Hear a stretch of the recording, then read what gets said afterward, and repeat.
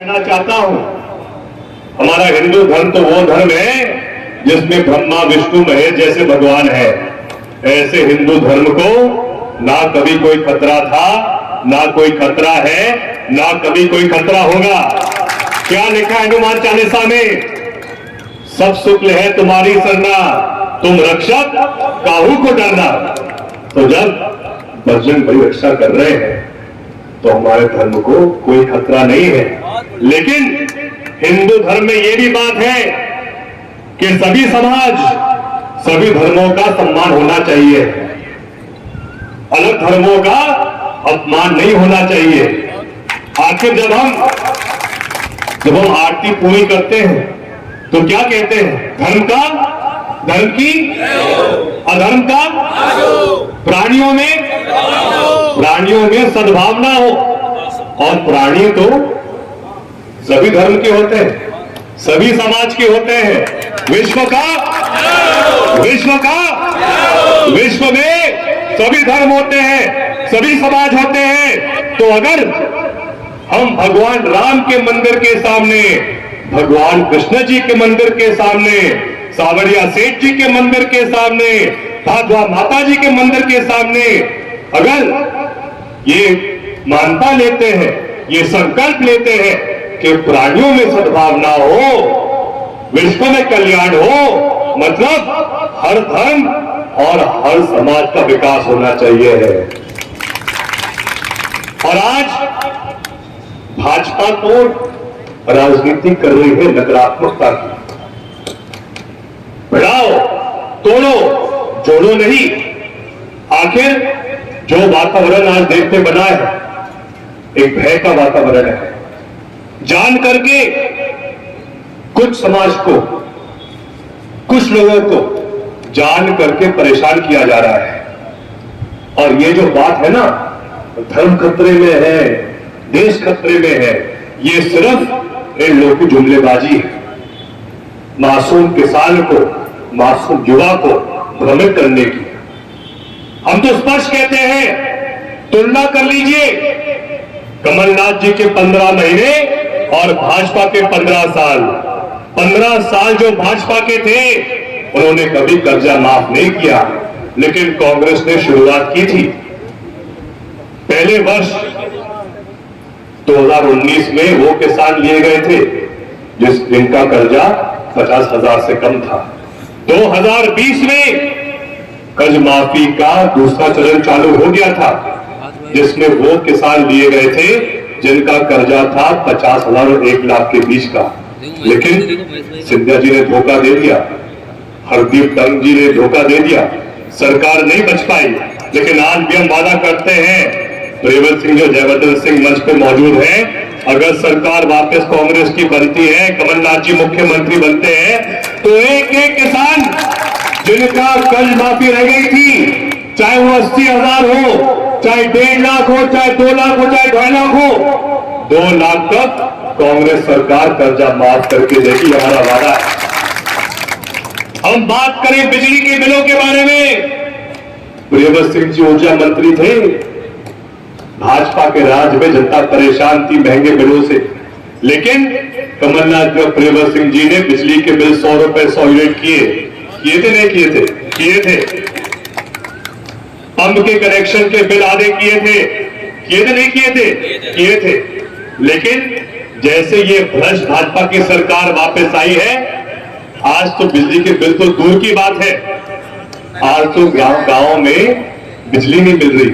हर दिन 4 घंटे कटौती, 6 घंटे कटौती, यहां तक कि खुद भाजपा के मंत्री कमल पटेल जी वीडियो वायरल कर रहे हैं खुद का, आप सबने देखा होगा। वो बात कर रहे हैं ऊर्जा मंत्री जी से, वो कह रहे हैं और घोषित कटौती हो रही है, और ये तक कह रहे हैं अगर ये चलता रहा तो जनता भाजपा को निपटा देगी। ये स्थिति है भ्रष्ट भाजपा की।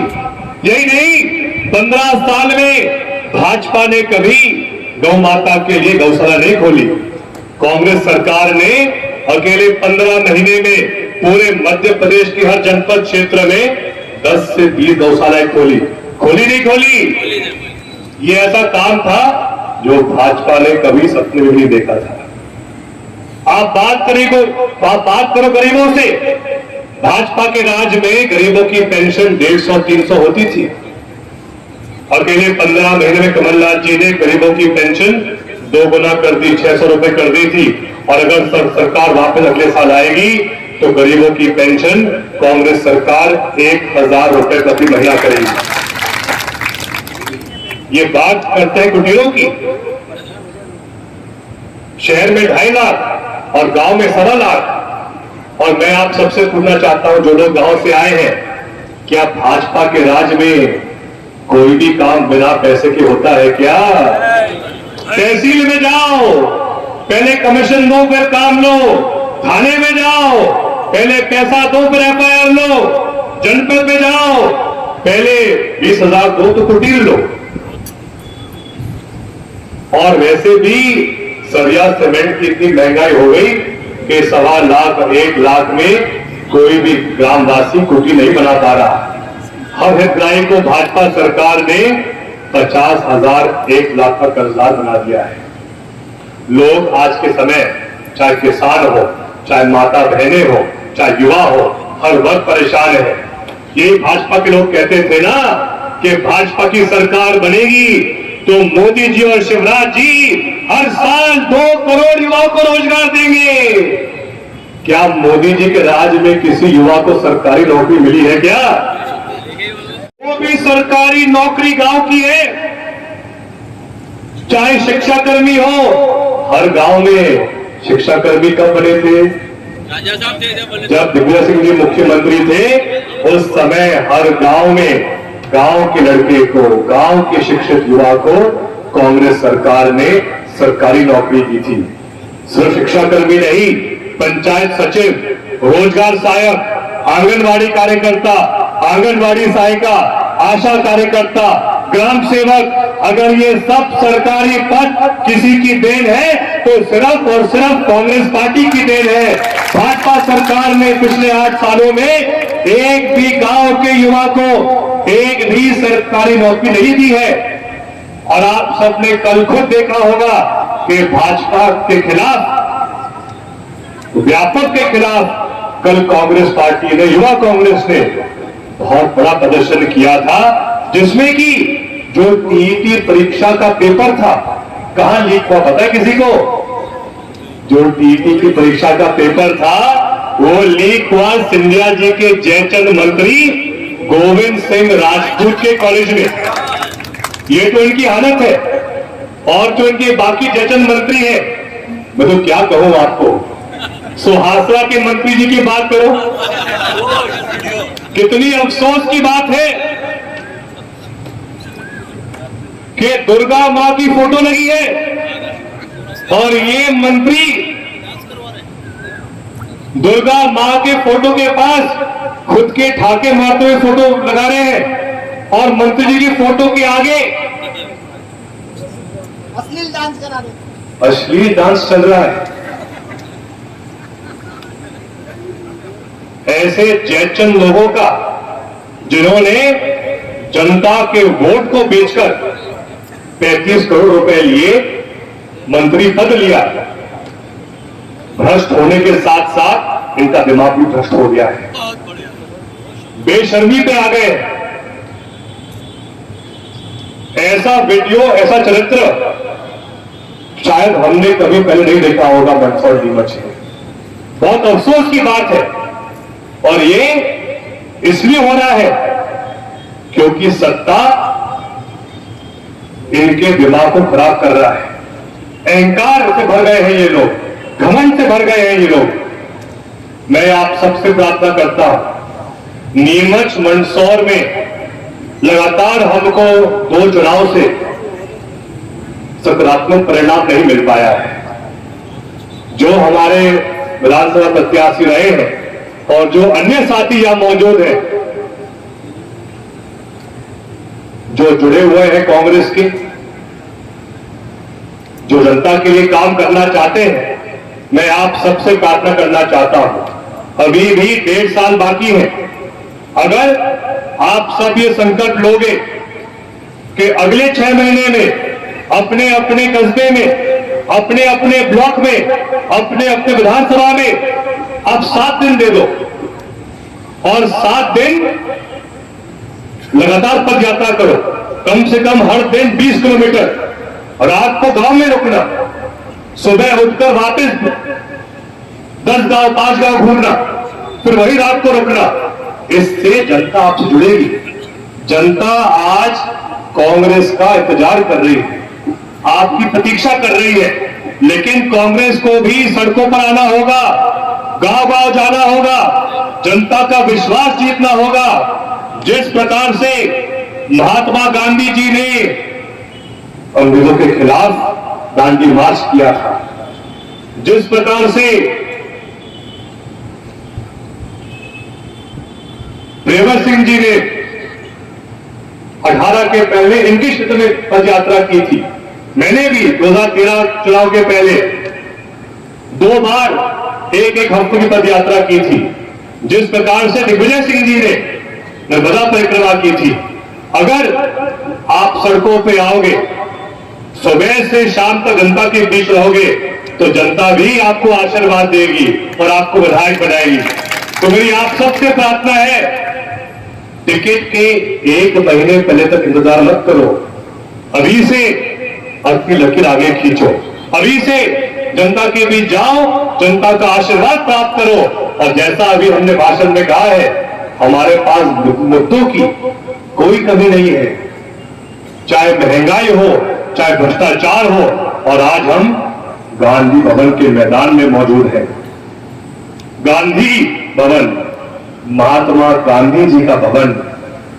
तो ये जो भाजपाई आज गोडसे का नाम ले रहे हैं ना, इनको भी स्पष्ट कहना होगा, हम सबको आत्मविश्वास के साथ कहना होगा, इस देश में जो गोडसे भक्त हैं वो सबसे बड़े देशद्रोही हैं, और सिर्फ जो गांधी भक्त है, जो महात्मा गांधी जी के भक्त हैं, वही इस देश के असली देशभक्त हैं।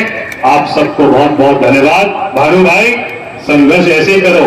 आज आपने प्रोग्राम शहर में किया है, अगली बार हम देखना चाहते हैं कि जो आपके सभी विधानसभा अध्यक्ष हैं, आप सबको गांव गांव जाकर मेहनत करनी होगी। हर कस्बे में बैठक रखो, मैदान में जाओ, जमीन पर जाओ और गांव गांव जाकर जनता का विश्वास जीतो। मुझे पूरा विश्वास है कि जो नीमच जिले का युवा है, आप सबका पूरा साथ देगा। बहुत बहुत धन्यवाद। जय हिंद, जय भारत। लेकिन जनता देख रही है कांग्रेस की तरफ कि मध्य प्रदेश में अगले 18 महीने में कांग्रेस की क्या रणनीति होगी। कांग्रेस पार्टी पूरे मध्य प्रदेश में 52 जिलों में क्या सड़कों पर आएगी, कस्बों में जाकर जमीन पर क्या काम करेगी। क्योंकि जनता के मन में यह बात है कि 2014 में जब पेट्रोल के दाम 55 रुपए थे, डीजल के दाम 45 रुपए थे, मनमोहन सिंह जी प्रधानमंत्री थे, उस समय 8 साल पहले भाजपा के लोग जोर जोर से कहते थे बहुत हो गई पेट्रोल डीजल की मार, अब की बार मोदी सरकार।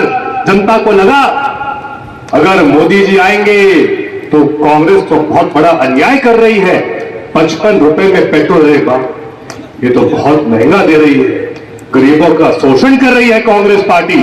और जनता ने भाजपा को, मोदी जी को एक बार नहीं 2 बार मौका दिया, और अकेले जितनी महंगाई आजादी के बाद 67 साल में हुई थी, 47 और 2014 के बीच में अकेले उतनी महंगाई मोदी जी और भाजपा में 8 साल में करके दिखा दी।